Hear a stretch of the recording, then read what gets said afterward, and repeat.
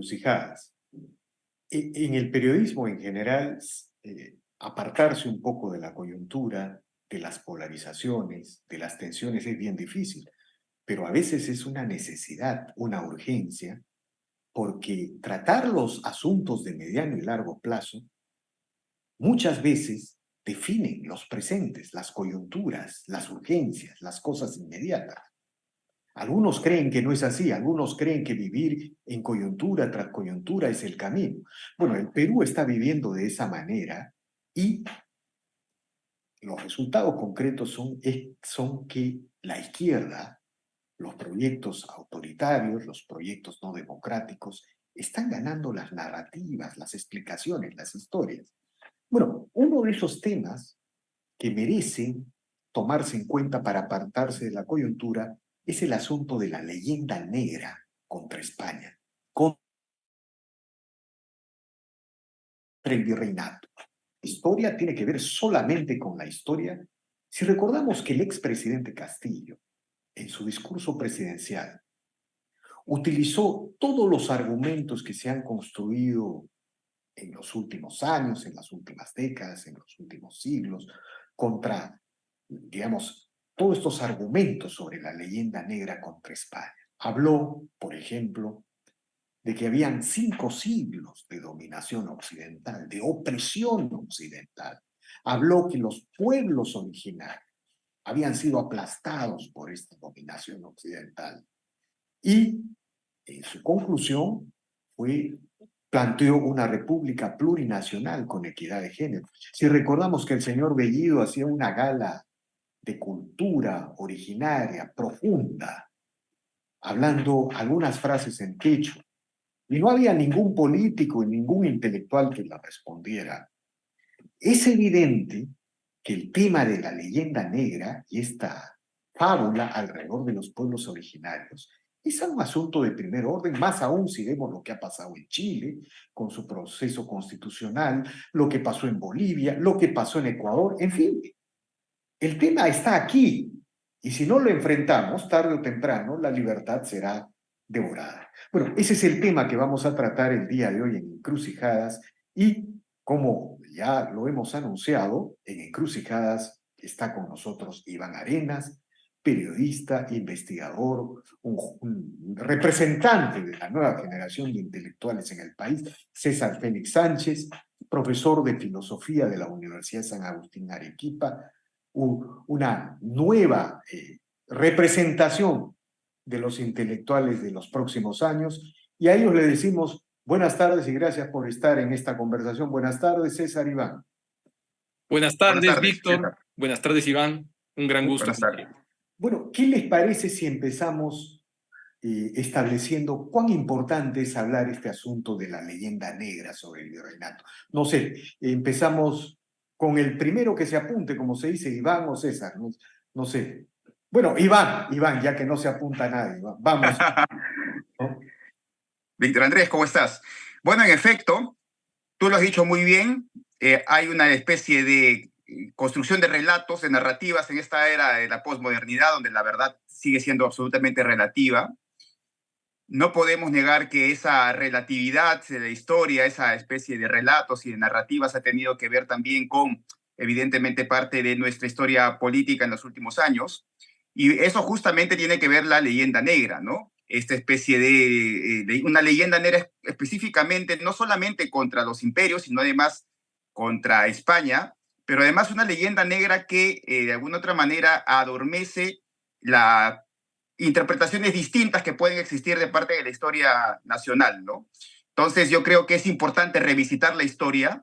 Yo creo que para ese sentido hay que ser un revisionista de la historia, porque básicamente las construcciones que han venido de la historia, tú puedes ver a diferentes historiadores, básicamente han sido desde la izquierda, ¿no? Y yo creo que eso hay que desmontarlo porque eso es necesario para la salud y para las nuevas reinterpretaciones que pueden venir de la política, ¿no?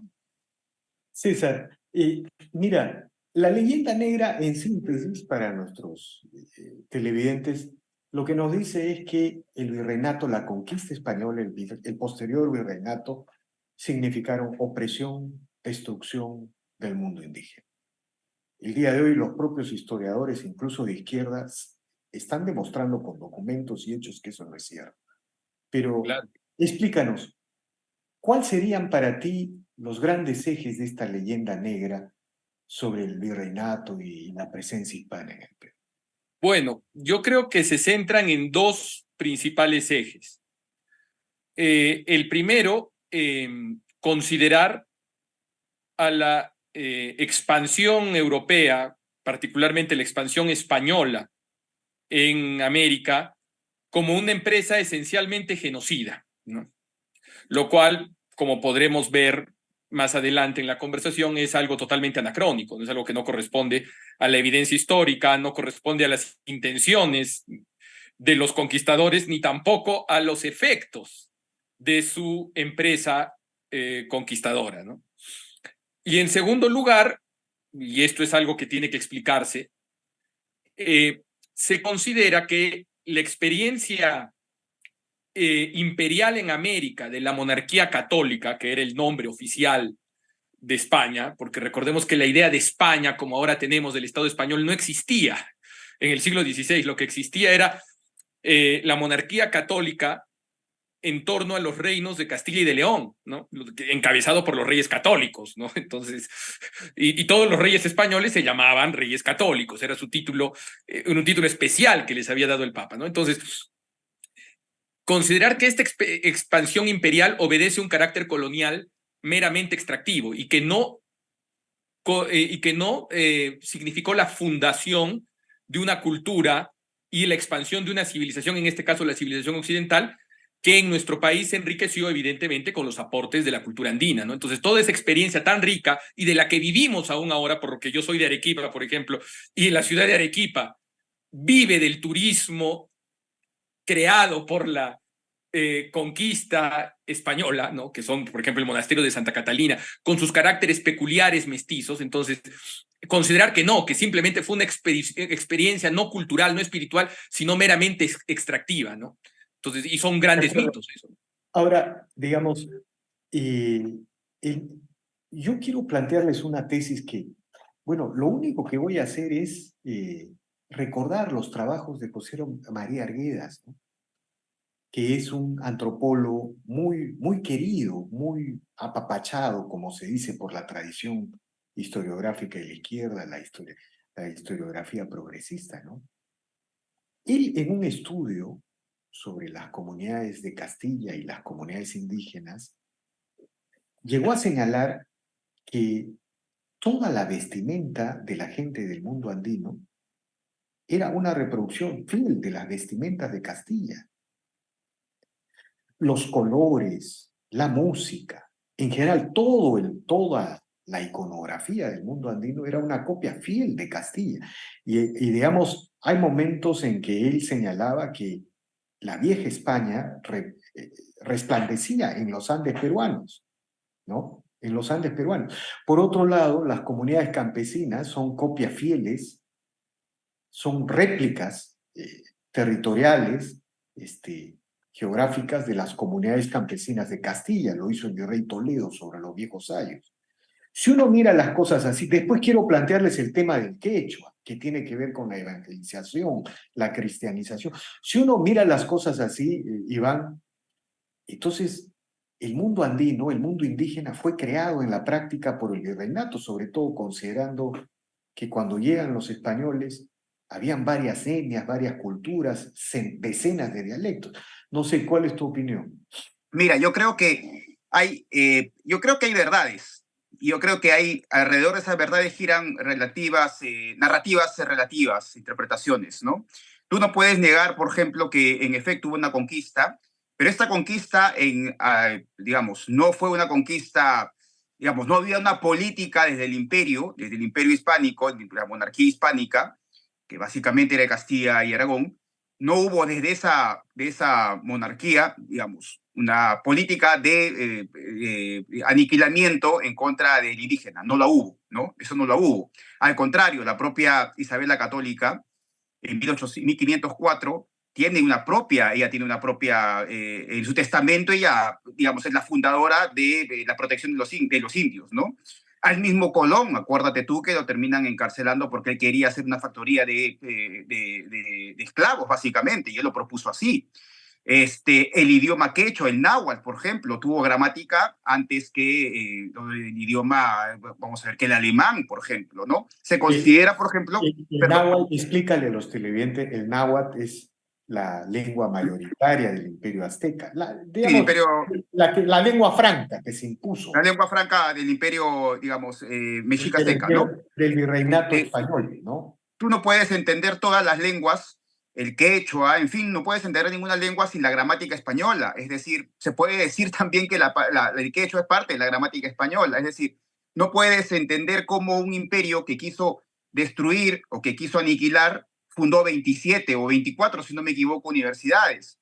No puedes entender cómo es que existieron fueros de las repúblicas de indios y repúblicas, digamos, de españoles o hispanos, básicamente, pero era una república donde existía la movilidad social. No puedes entender que digamos, México tenga mucho más niveles de vida, o como el Perú tenía muchos mejores niveles de vida que la propia España, ¿no? Entonces, eso no lo digo yo, lo dice Humboldt. Lo que te quiero decir es que existen diferentes datos que te pueden a ti corroborar de que lo que nosotros no estamos hablando no es interpretaciones, no son narrativas, no son relatos, son hechos. Frente a estos hechos, lo que ha habido una historiografía de izquierdas, evidentemente una historiografía de izquierda, con libros, digamos, importantes en el escenario histórico, en el escenario académico y universitario, que han marcado una época y que han definido, por ejemplo, a las independencias, que en realidad fueron secesiones, guerras de secesiones, como una guerra de liberación de naciones, cuando naciones no existían antes de 1800, probablemente 1810, una cosa así, antes inclusive la primera interpretación de naciones que existe es, acuérdate tú, en la Constitución de Cádiz, cuando hablan de las naciones, básicamente las dos naciones, una española y otra los españoles nacidos en las Indias. Entonces, lo que te estoy diciendo a ti y aquí a los espectadores es básicamente los hechos, no estoy hablando de narrativas. Frente a estos hechos, evidentemente, se han abordado narrativas, se han construido relatos, ¿no? De acuerdo. César, lo que habla Iván con respecto al quechua es bien ejemplificador, ¿no? Y Raúl Porras llama a la gramática del quechua el nebrija indiano, si no me equivoco, en uno de sus textos. Claro. Porque pocos años después de la gramática en nebrija, se redacta la gramática del quechua.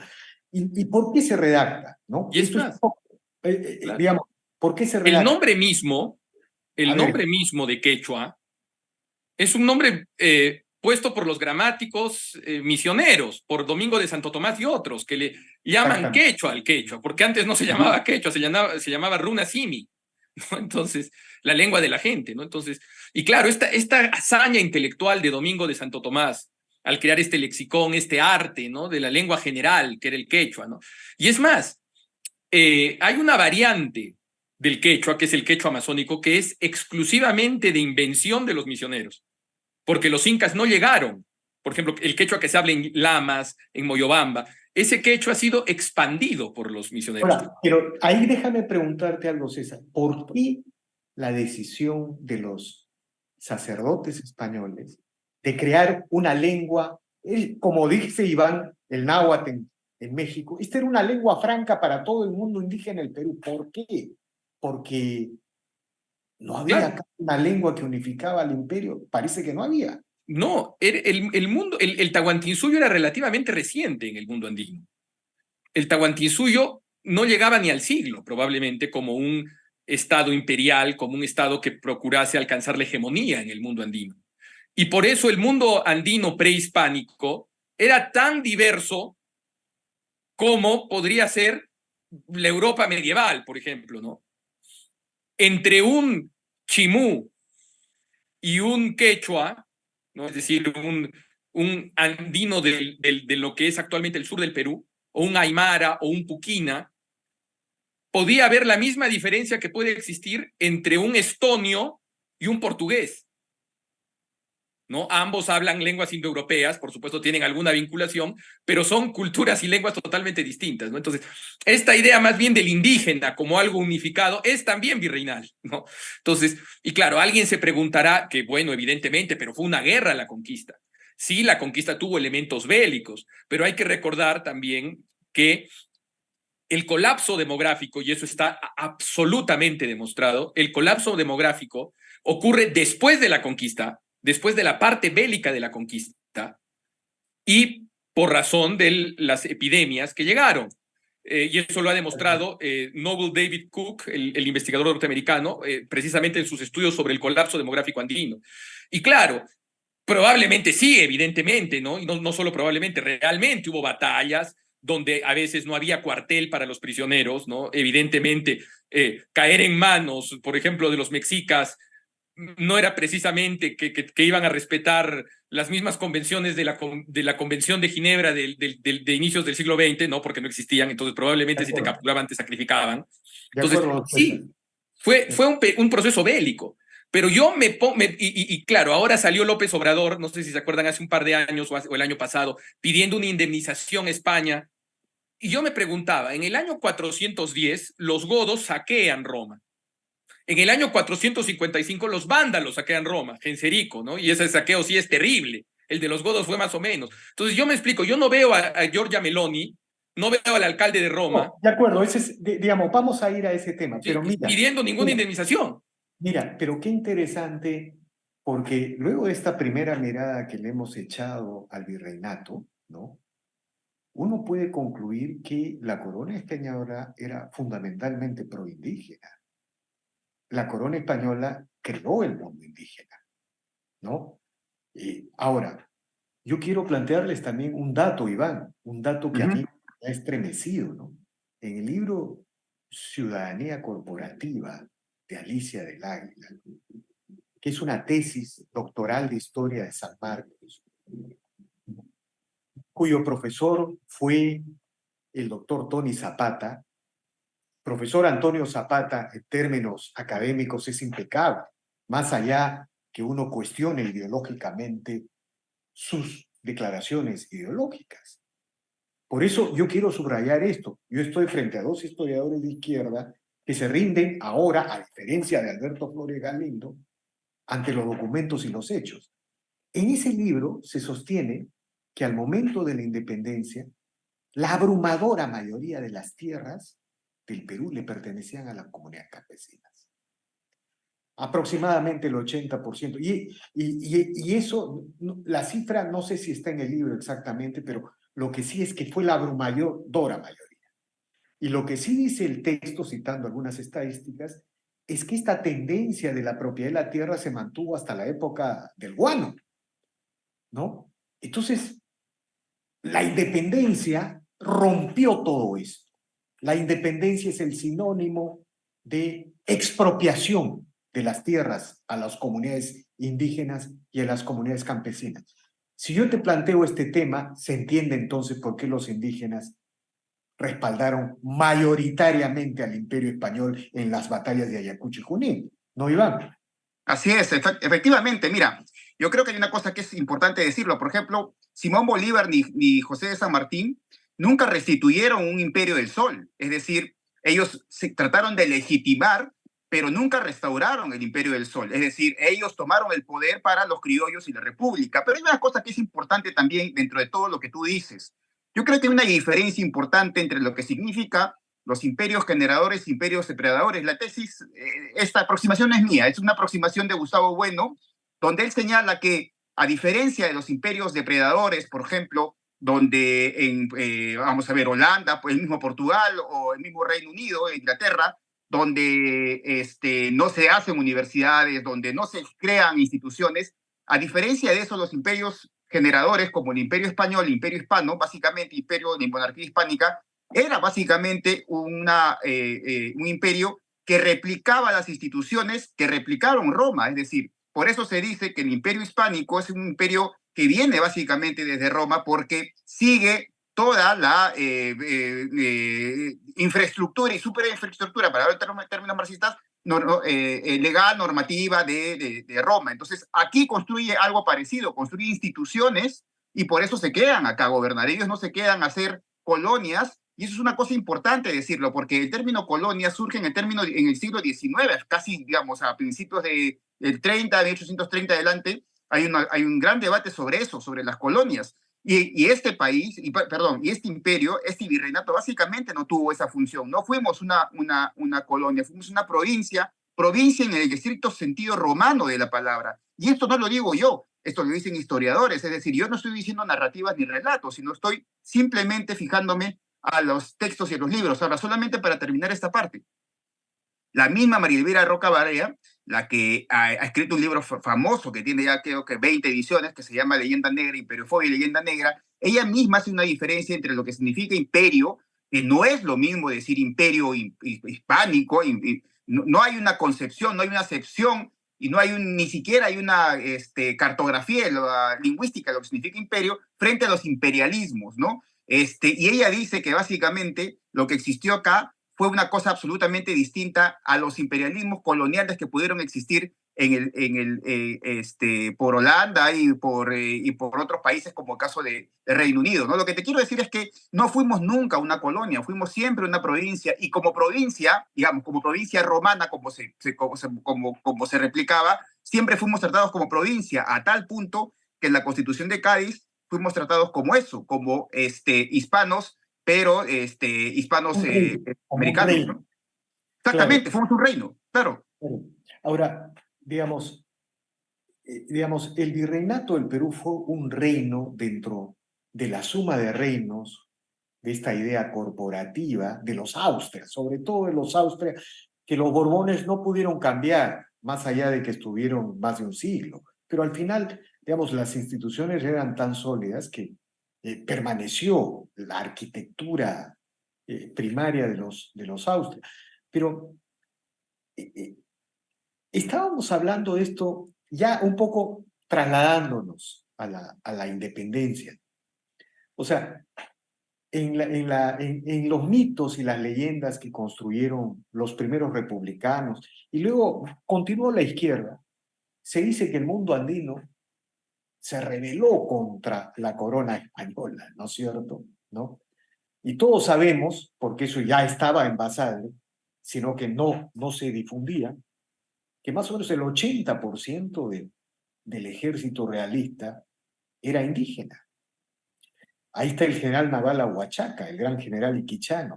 Y luego de la independencia, 3 décadas, casi 3 décadas, el sur estuvo en rebeldía. Por eso el sur no quiere saber nada de Lima, sino que los comunistas se han apropiado de estos relatos, ¿no? O sea, si uno mira estas cosas, uno diría que en el mundo indígena no se estaba buscando un inca, como propuso Tito Flores Galindo varias décadas atrás, sino que se estaba buscando al rey perdido. ¿No es verdad? Claro. Y es más, el Inca ya era el rey de España.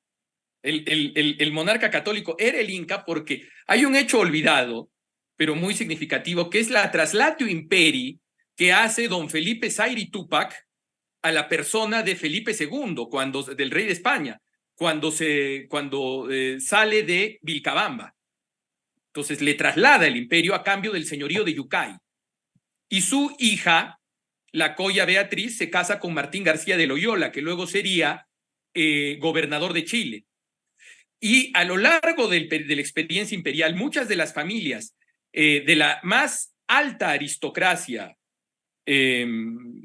inca acaban convirtiéndose en los núcleos de la aristocracia de los países latinoamericanos más dinámicos, como Chile o Argentina. La familia Ramos Mejía, por ejemplo, Carlos Saavedra Lamas, premio Nobel de la Paz argentino, descienden de los incas. Sebastián Piñera desciende de los incas. Entonces fue una traslato imperi, que hubo violencia, por supuesto.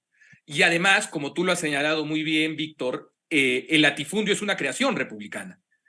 Un historiador del arte decía por ahí que en el Perú el periodo virreinal, el periodo colonial empieza en 1821. Si es que se entiende por colonia la subordinación, la pérdida de autonomía creativa, Y eso se ve en las artes. O sea, el Perú virreinal es muy rico en todas las artes, en todas. No hay rama de las artes que no se cultive. Y como dicen los historiadores, incluso marxistas del arte, el desarrollo, una edad de oro de arte, corresponde también a un proceso de hegemonía bastante integrado, que no es esa alienación, esa opresión totalmente extrínseca de la que se nos hablan, porque no vemos hasta ahora un boom en el Congo belga del rey Leopoldo de la segunda mitad del siglo XIX, de fines del siglo XIX, no vemos ningún boom de las artes, ¿no es cierto? ¿No? Tampoco en las grandes planicies norteamericanas colonizadas por los Estados Unidos a partir de Andrew Jackson. No vemos ahí nada de eso, ¿no? Pero en cambio en el Perú tenemos la primera ópera de las Indias, que es La Púrpura de la Rosa, estrenada de Tomás de Torrejón y Velasco, estrenada en Lima en las primeras décadas del siglo XVIII, que es la primera ópera del Nuevo Mundo. Entonces tenemos infinidad de cosas y eso nos habla de una cultura que a partir de un inicio violento, como es el de toda expansión, ¿no?, imperial, como también era la expansión imperial de los incas, da origen a una armonía, ¿no? De acuerdo. Ahora, digamos, plantea esta mirada, pues las conclusiones son simples, ¿no? O digamos, no son simples, pero uno puede concluir: el virreinato construyó el mundo indígena y la república destruyó el mundo indígena. Hay un hecho que a mí me llamó mucho la atención en las primeras constituciones del Perú. En la ley de bases del 23, en la constitución del 28, incluso en la de 60, los analfabetos tenían formas indirectas de participación electoral a través de las parroquias, porque los republicanos, cuando empiezan a delinear la república de una república de ciudadanos libres e iguales, ¿cómo podían marginar a la mayoría abrumadora de la población que además era propietaria y contribuyente? Entonces mantienen el mecanismo de las parroquias que legitima la Constitución de Cádiz, y eso continuó más o menos hasta en el siglo XIX, hasta que en 1895 los despojaron de todas sus tierras y se negó el voto a los analfabetos. Entonces, esto también es un dato muy interesante de este libro Ciudadanía Corporativa de Alicia del Águila. Pero si las cosas son así, ¿cómo así surge, Iván, esta fábula de los pueblos originarios? ¿No es cierto?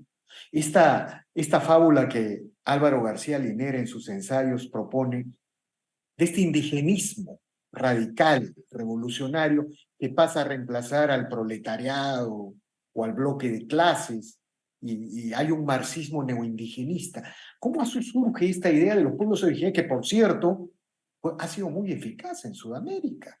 Casi quiebra Chile, está destruyendo Bolivia, casi nos destruye el Perú, también pasó en Ecuador. ¿Cómo surge esto, Iván?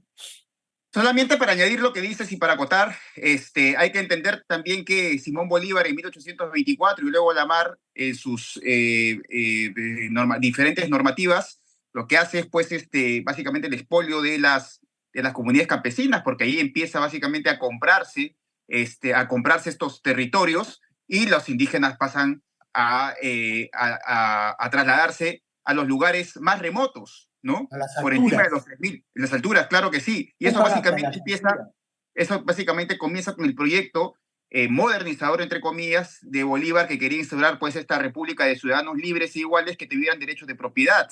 Entonces, eso es un contrasentido porque eso no benefició directamente al mundo indígena, ¿no? Con respecto a tu pregunta, en efecto, lo que ha sucedido es que en los últimos años, no solamente, digamos, probablemente en los últimos 100 años, haya existido una especie de historiografía que viene básicamente de la izquierda, en la que han querido encontrar en estos mundos indígenas especies de socialismos, ¿no? Que hay, y que estos socialismos se emparentan con, digamos, la tesis marxista de la lucha de clases, ¿no? Entonces yo creo que a partir de allí ha empezado a surgir una especie de narrativa con respecto a este tema, ¿no? Y un tema fundamental que viene básicamente desde la nación política. Es decir, mira, el Perú se convierte básicamente en nación política en 1821, ¿no? Pero y la nación política convierte a todos iguales. Lo que sucede ahora en estos, digamos, en estas narrativas es que quiere desterrar esta nación política, ¿no? Y por eso ellos dicen, por ejemplo, que hay naciones que están antes del Estado. Y la construcción del Estado en la nación política significa que estamos en 1821. Entonces, inclusive hay pensadores académicos que creen estas tesis que son absolutamente erradas, ¿no? Porque, como te digo, parten de la nación o la noción de que una nación política se tiene que constituir básicamente por cuestiones étnicas. Y eso lo hemos visto eso lo hemos visto, digamos, en Hitler y unas cosas así, ¿no? Es decir, nos pueden llevar a estas cosas étnicas, nos pueden llevar a que las naciones políticas ya no dejan de ser políticas, sino, o la política empieza a ser desde la nación biológica y la nación étnica, ¿no? De acuerdo. Y te traslado la pregunta, César. En el caso de las tesis de García Linera, incluso se margina, se excluye el mestizaje como concepto y palabra.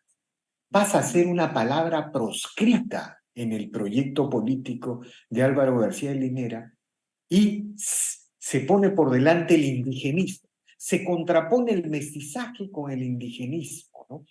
Pero en la revisión histórica que hemos hecho los tres aquí presentes, nos hemos dado cuenta que todo el mundo andino es mestizo, hasta el quechua, ¿no? Hasta su comunidad campesina. Pero ¿cómo estos señores han podido construir esta fábula del pueblo original? El señor Bellido, cuando hablaba en el Congreso quechua, no sabía que estaba hablando el idioma de los españoles, de los sacerdotes españoles, nailes. Pero ¿cómo? La pregunta es, ¿cómo han podido estos señores construir estas fábulas, estos relatos que casi han puesto en vilo a toda Sudamérica? Exacto. Y se resisten a morir, ¿no?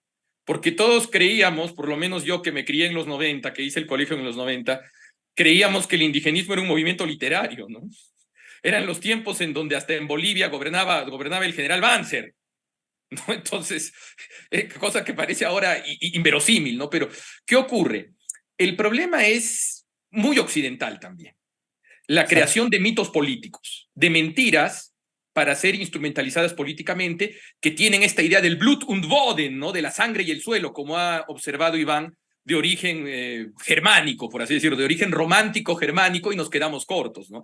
Y esto es clarísimo cuando uno ve, por ejemplo, el libro La Tempestad en los Andes, de Luis E. Valcárcel, que tiene un capítulo donde habla de un alemán que se va a vivir a Paucartambo, y que trata en el siglo XIX, y que trata de restaurar el Incario, y claro, y todo, y ahí lo ven como una especie de semidios, ¿no? Es una cosa delirante, ¿no? Entonces, que cualquier nazi podría suscribir, ¿no? Entonces, aún este indigenismo, con estos sabores románticos, nietzscheanos, y luego neomarxistas, ¿no? Y rusonianos, con la idea del buen salvaje, que no existe. Entonces, todo esto es también occidental, pero occidental de la revolución. Entonces, los indigenistas son occidentales de segunda mano de la revolución, que tratan de crear un mito político. Y lamentablemente, a partir del auge bolivariano, eso fue aprovechado por Correa, Morales. Aquí hemos aguantado todavía, a pesar de todo. Hemos aguantado. Todavía no tenemos un movimiento indigenista tan fuerte como los otros países. Yo creo que se debe a la profundidad de la evangelización, ¿no es cierto?, ¿no? Que ocurrió aquí. No, yo creo que también eso tiene mucho que ver, y esto ya un poco para terminar como último tema, ¿no? Para darle una mirada, tiene que ver con que en el Perú los Andes se vaciaron con las migraciones y las ciudades costeñas, europeas, se convirtieron en las principales ciudades andinas. Hoy día, Lima es la principal ciudad andina del Perú. Tiene más de 10 millones y el 80%, 85% de origen andino, ¿no? Entonces, el mestizaje en el Perú es muy intenso, ¿no? Muy intenso. Además, es una migración que se ha convertido en emergencia popular. Con la reforma de los 90 se ha convertido en un capitalismo popular, a veces formal, a veces informal. Eso ya depende de la política inmediata. ¿no es cierto? Pero no es bien difícil que prosperen esto. Pero, y este es un tema final, ¿no? Este es un tema final. Si no hay un relato alternativo a esta fábula de los pueblos originarios, lo que va a suceder en el Perú es lo que ha sucedido en todas las sociedades donde las fábulas avanzan sin respuestas, sin contrarrelatos. Por ejemplo, cuando muere el general Franco, no había el problema de Cataluña. Todos eran españoles. Es una fábula la que crea el problema de Cataluña. Cuando estaba el Shah de Irán, Irán era una sociedad casi occidental, pero es una fábula dentro de la religión islámica que va creando esta explicación fundamentalista chií en el caso de Irán. Miren las fotografías de una ciudad iraní en la época del Shah. Era Europa, era París. ¿Y qué puede pasar en el Perú o en nuestras sociedades si no hay un contrarrelato a esta fábula de los pueblos originarios? Que los andinos de tercera, cuarta, quinta generación, como los europeos, desarrollemos absurdos sentimientos de culpa, ya sea por no hablar quechua. Miren cómo nos callamos frente a las tonterías de Bellido. Entonces esto es un tema fundamental, ¿no, Iván? Un poco para terminar, un comentario final, ¿no? Sí, es un tema fundamental porque si no revisitamos la historia, si no nos volvemos a ser revisionistas de la historia, vamos a terminar en lo que tú dices, ¿no? Básicamente todos los proyectos colectivistas, de signo colectivista, siempre han tenido un relato que contar y siempre se han basado en la historia. El iluminismo, ¿no? El romanticismo alemán, por ejemplo, no puedes entender a Hitler sin el romanticismo alemán, es difícil entender. No puedes entender a Rosenberg y todo esto sin el romanticismo alemán, ¿no? En fin, eso puede dar para una larga discusión. Pero lo que te quiero decir es que también, así como, digamos, lo étnico, lo indigenista, lo indiano más que indigenista, tiene, digamos, proyectos alternativos, como Evo Morales en Bolivia o como el propio Antauro Humala en el Perú. Yo creo que los proyectos políticos, un proyecto de modernidad nacional tiene que surgir básicamente del mestizaje peruano, porque el mestizaje peruano es un mestizaje potente que ha permitido que las viejas cordilleras que separaban al mundo andino con el mundo costeño se derrumben y que triunfe, por ejemplo, el mercado a través de este sujeto revolucionario que es llamado el emprendedor, que día a día se va formalizando a pesar de tener todo el Estado en su contra. Es decir, lo que te quiero decir es que necesitamos un proyecto político que revise la historia, pero además que esta revisión de la historia esté sujeto a este nuevo concepto y esta nueva categoría en la historiografía que debe ser el mestizaje como el eje fundamental de una narrativa política moderna que sea una narrativa que dé respuestas a esta batalla cultural que desarrolla cierta parte de los grupos colectivistas que lo que quieren es en realidad tener una nación, convertir al Perú en una nación fragmentaria y pasar de naciones políticas a convertirnos nuevamente en naciones biológicas. Acuérdate de lo que ha dicho Antauro Humala. Él ha dicho que su proyecto es un proyecto de tercera modernización nacional basada en el etnonacionalismo, que es básicamente hacer política desde la raza, desde la biología. Lo ha dicho él, desde la raza cobriza. Entonces, si no tenemos una alternativa que se base en la historia y que se base en un relato de mestizaje, va a ser muy difícil poder anteponer algo frente a los proyectos colectivistas. De acuerdo. César, tu comentario final sobre el tema. Pero yo creo que incluso hasta revisando el etnocacerismo, nos damos cuenta del éxito del mestizaje en el Perú. Porque el movimiento etnocacerista se parece más al fascio de Mussolini que al movimiento de Felipe Quispe, por ejemplo, del Malcu. No es un movimiento de comuneros, es un movimiento de reservistas de camisas negras que reivindican la raza cobriza, que es una raza que está por crearse. Los ¿no? reservistas fueron la base inicial del partido nazi, hay que recordar. Del partido nazi, ¿no? Entonces, tenemos la suerte de que hasta los más cercanos a lo que podría ser el indigenismo es un señor que no es quechohablante, que es un señor hispanohablante o francoparlante, en cualquiera de los casos, que tiene un grupo de personas disfrazadas con el más occidental de los trajes, que es el traje militar. y que reivindican un nacionalismo étnico con una raza cobriza que es una raza cósmica. Es decir, es una raza que no existe y que está por crearse y que a la larga uno se adhiere voluntariamente a ella, ¿no? Aunque no sea cobrizo, como en el caso de la esposa de Antauro Humala. Pero bueno, yo creo que países, hay que tener cuidado con el mestizaje, porque países que sí tenían un mestizaje bastante armonioso, como Colombia o Chile, también sucumbieron a estas dinámicas.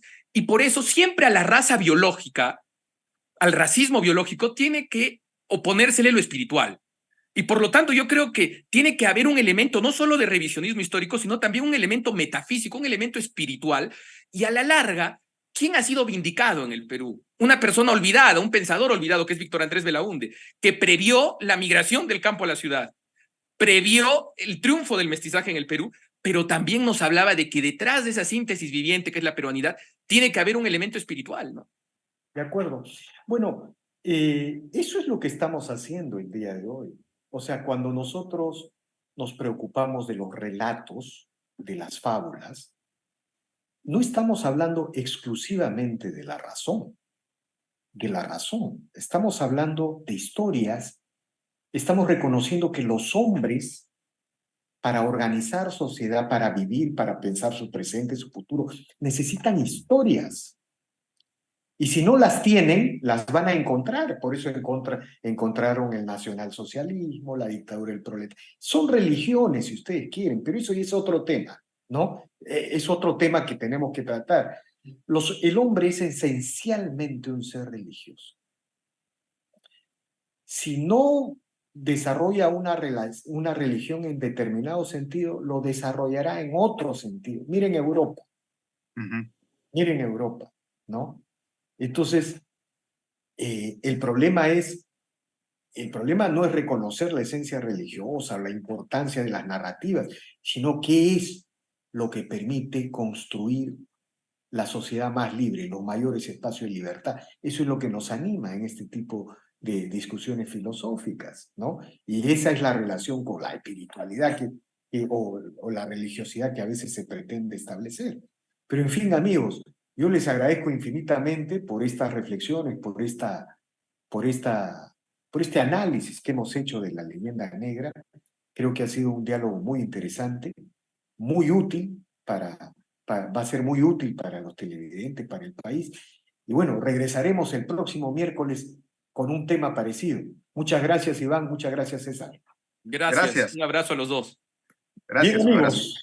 Bien, amigos, este es el programa Encrucijadas. Nos vemos el próximo miércoles. Gracias.